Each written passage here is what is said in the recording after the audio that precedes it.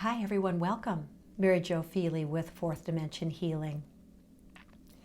This video is the third of a 6-part series entitled Healing Body, Mind, Spirit with Gemstones. This video is going to be taking a look specifically at crystals and stones that can support emotional healing, particularly related to depression. Now, before we go any further, I want to remind you that crystal healing, along with energy healing and a wide number of other forms of healing modalities, are all considered complementary and alternative healthcare. They are not in any way meant to replace conventional healthcare, and I encourage you, if you are experiencing emotional imbalances or any kind of depression, to please make sure you're contacting your healthcare provider, your therapist, your physician, your psychiatrist, whoever it is that you are working with to be able to support you in healing.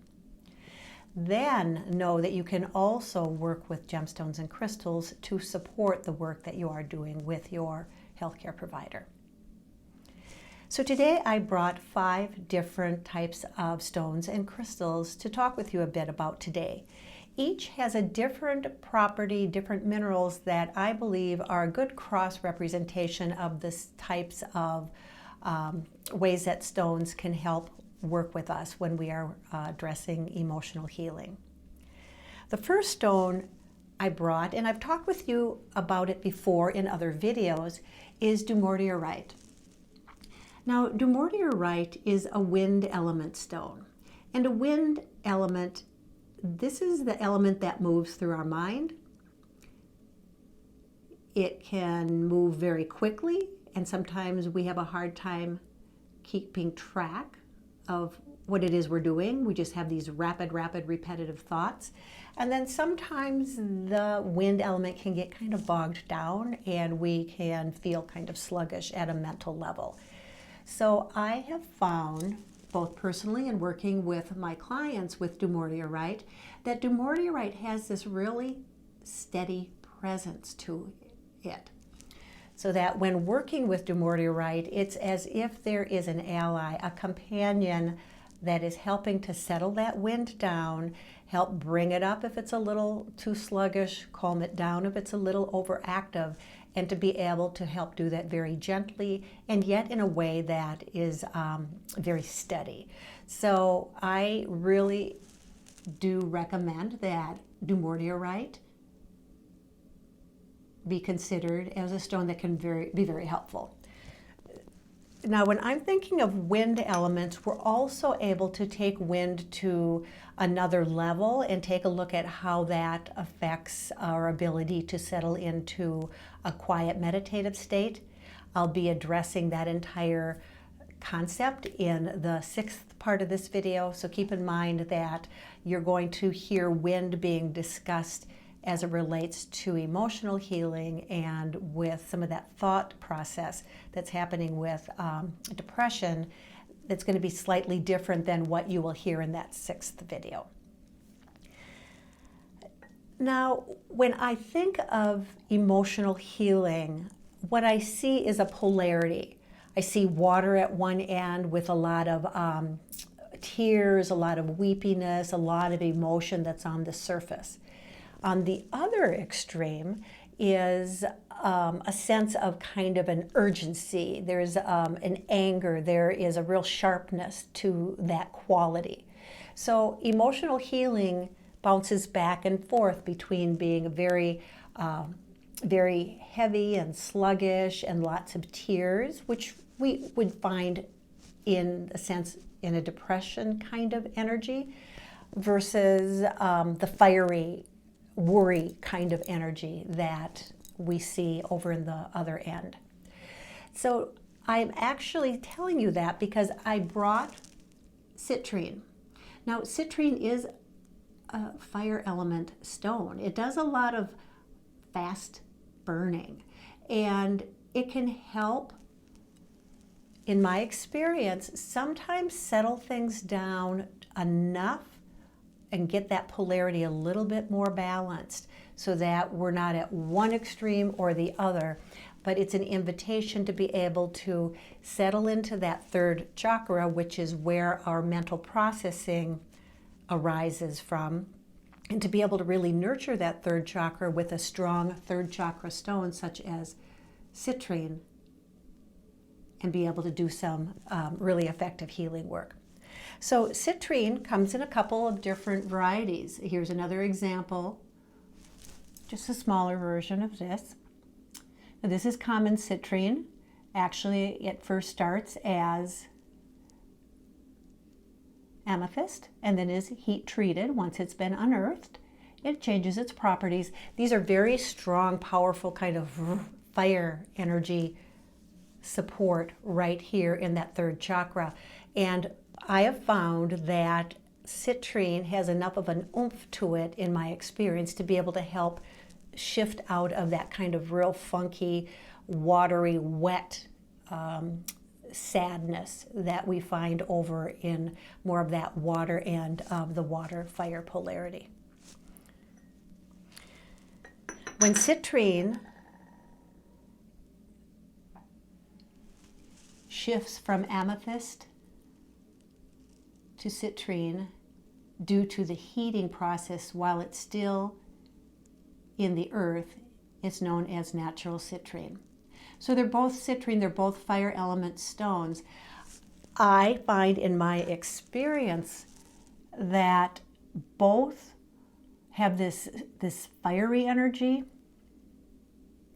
This is a steadier burn. It's kind of a slower, smoldering kind of steadiness to its energy. This, in my experience, moves more quickly. It's sharper. So you may find that as you're working with citrine, that one type of citrine over the other has a little bit different experience for you as well. I encourage you, if you have citrine, to work with what you have and notice it. The role of citrine in being able to support that third chakra, which again is our mental processing, is very helpful. So as I'm moving through these stones, know that we're also moving a little bit through the energy field as well, taking a look at how can these gemstones and crystals support that rebalancing of that emotional dis-ease, that imbalance that's causing this sadness and this depression kind of energy. And it may be that we are going to be approaching it from different parts of the energy field.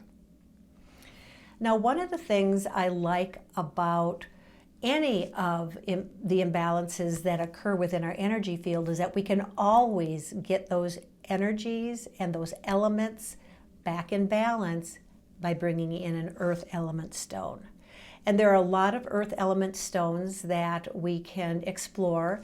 If you've seen the previous video on physical healing, those were all earth stones, because the physical healing that we discussed in that video really does take place with a lot of support from the earth element. So for the earth element stone that I wanted to talk with you about is pyrite. Now, pyrite is also known as fool's gold. Here's this really wonderful chunk of it. Now, pyrite has a cubic structure, and anytime we think about a cube, there is a stability to a cube. There's no wiggle wobble. There aren't too many facets going on, too many edges that can cause energy to go out in all kinds of different directions. It's a very solid, structured shape, and with the pyrite,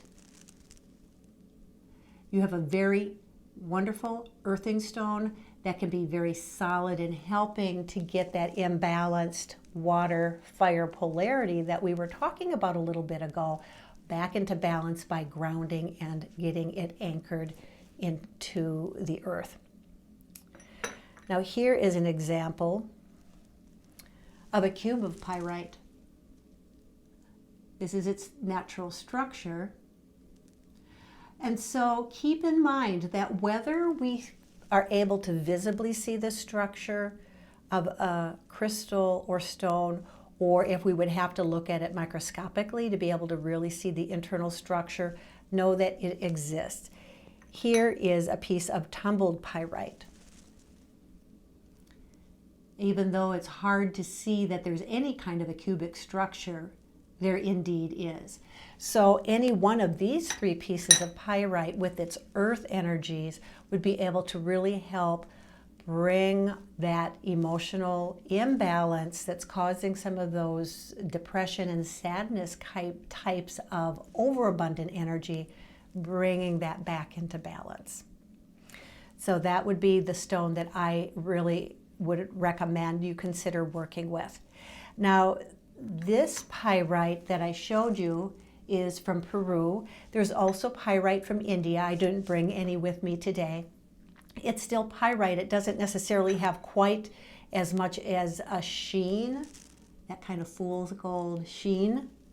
It's still pyrite. So you don't have to be concerned about where it was sourced as to whether or not it's going to be helpful. Okay, so when I'm talking pyrite, I'm talking about that nice earth stone that really can help settle things down when that imbalance is happening in our third chakra. It's happening in this water, fire polarity that's causing this emotional imbalance.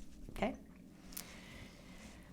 Another stone that I brought today is fluorite. Now, fluorite, like dumortierite, is a wind element stone, which means it can be very helpful in clearing out the mind and being able to rebalance wind, especially up in the mind.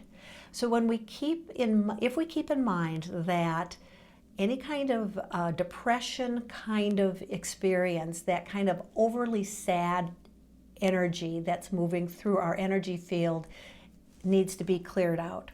With the pyrite, we can clear it out by grounding. With the citrine, we may find working with citrine very helpful because it can help kind of pull that it's almost like a teeter-totter, isn't it? Kind of bring that water back into balance with a little bit of a boost from fire. We talked about the dumortierite already, being a wind stone that has this really steady presence. Fluorite, in my experience, has a very fast energy. So it's quick to clear things out. So here's an example of a lovely piece of almost layered fluorite. You can get a chance to see in this particular piece that fluorite comes in a lot of different shades. Some sources will indicate that a particular color of fluorite works better at one chakra and a particular color works better at another. I say work with what you have and see how that affects you. I find that when I work with fluorite and when I work with fluorite with my clients and my students, that it tends to have an overall kind of all-encompassing frequency shift, and that's what I'm addressing today. So fluorite has this ability to clear out bogged down energies in the mind. Here is another piece of tumbled fluorite. That part is purple, and this a little bit more kind of a green clear to it. So again, it's all kinds of different ways it can show up. Now, with the pyrite, you had a cubic structure. And here is a beautiful example of that natural structure that you're going to find with fluorite. So the other pieces were tumbled, and yet here you've got an octahedron, its natural shape. This can be very helpful because of the directional flow that comes out of each of these points with the octahedron. So when I work with an octahedron, I'm very intentional about which direction do I have those points going. If I am choosing to, let's say, lay down and I'm going to rest, or I'm going to sit in my chair and meditate, I'm going to line it up so that those points are coming in. Other times I don't even give it a second thought. I just hold the stone however it is that it wants to lay in my hand. So we can overanalyze how to work with gemstones and crystals, I believe. And it's more important to just intuitively allow yourself to be with the stone and let that stone and its frequencies help you be able to regain the balance that you're seeking. The final stone that I brought to talk with you today about is another fire element stone. So here we've got this energy over here that's roaring. It's going to help support that waterlogged energy imbalance that's over here with depression and sadness. So I have orange calcite. Here's a piece of tumbled orange calcite. Now, calcite overall is an earth element stone. So we've got that kind of that grounding and that settling in energy, as we also did with the pyrite. Orange calcite also is a fire element stone, so you've got some of that extra burn and kind of helping to absorb some of that extra moisture. Think of in the morning on a summer day, you've got dew on the grass, and it's not long as the heat of that sun comes up and starts dissipating and evaporating and shifting that wetness that's on the grass and evaporating it back into the air. So that's how I like to think of it when I'm working with a firestone to support the emotional healing when we have too much water. Here's a piece of raw calcite. So whether it's raw and rough or tumbled, smooth, this is a stone that supports that overactive water by bringing in some fire, and yet also that little bit of that earth grounding element as well. So when I take a look at all of these stones, again, it's a nice cross-representation of the various kinds of stones that we can work with to help shift an overabundance of water, an overabundance of that emotional energy that's causing a depression kind of symptoms, that difficulty concentrating, that sadness that can, again, can kind of settle into our physical experience and show up in our life. So keep in mind that these are only 5 of many kinds of stones that can help. If you're curious about stones that you may have, or if you're interested in learning more about these, you can go out to my webpage, go to my online shop, the link is below this video, and sort by various elements. Sort by the water element to be able to see what stones are there to help you.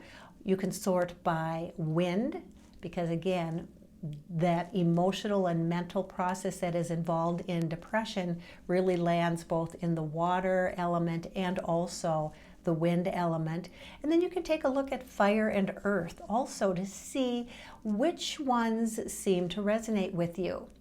So all of these are available on my website. You certainly may have many of these at home, and if so, pull them out.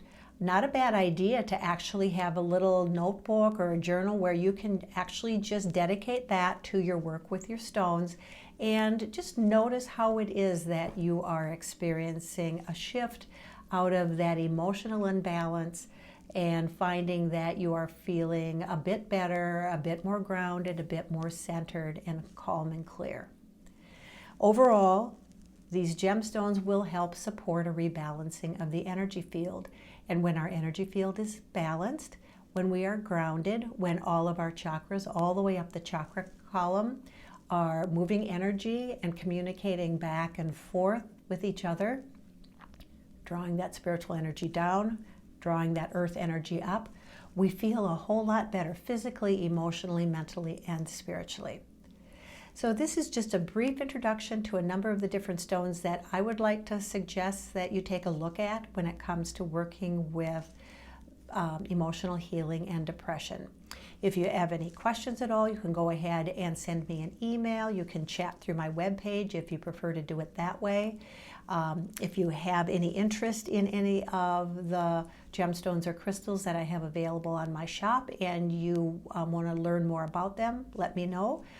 Anything you decide if you want to order, I can get to you pretty quickly so that you can start working with them directly. So feel free to forward this on to anybody that you think would benefit from it.